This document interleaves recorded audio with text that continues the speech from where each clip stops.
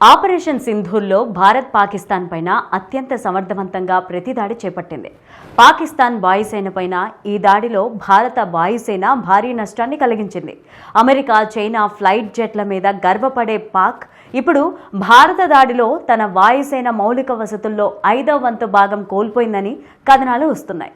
దాదాపు డజను సైనిక స్థావరాలు ధ్వంసమయ్యాయి.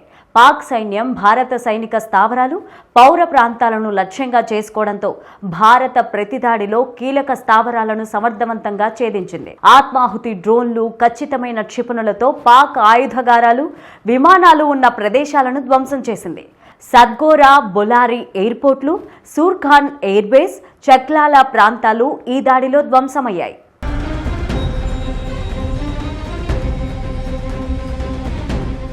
సింధూర్లోని జమ్స్మోరో జిల్లాలో ఉన్న బొలారి ఎయిర్ బేస్ వద్ద స్క్వాడ్రన్ లీడర్ ఉస్మాన్ యూసఫ్ సహా 5గురు ఎయిర్మెన్లు మృతి చెందారు. అక్కడ నిలిపి ఉంచిన పలు యుద్ధ విమానాలు దెబ్బతిన్నట్లు తెలుస్తోంది.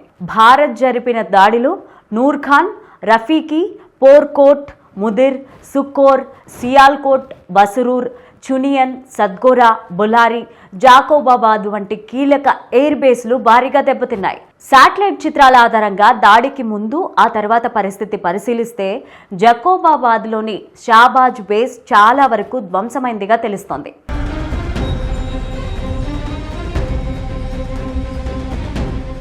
ఇదే సమయంలో భారత దళాలు నియంత్రణ రేఖ దగ్గర కీలకమైన పాక్ సైనిక స్థావరాలు, ఉగ్రవాదుల బంకర్లను ధ్వంసం చేసింది. ఈ దాడుల్లో పాక్ సైనికులు 40 మందికి పైగా ప్రాణాలు కోల్పోయి ఉండొచ్చని భారత వర్గాలు అంచనా వేస్తున్నాయి. ఈ దాడుల తర్వాత భారత్ 70 దేశాల ప్రతినిధుల ముందు ఆధారాలను ఉంచింది. అందులో పాక్ క్షిపణుల శకలాలు, డ్రోన్లు, మిగతా భాగాలు ఉన్నాయి. డిఫెన్స్ ఇంటెలిజెన్స్ ఏజెన్సీ DCDS రానా ఈ ప్రెజెంటేషన్ నిర్వహించారు. లక్ష్యాలను ఎలా ఎంచుకోవాలి, ఎలా దాడి జరిగిందో స్పష్టంగా వివరించారు.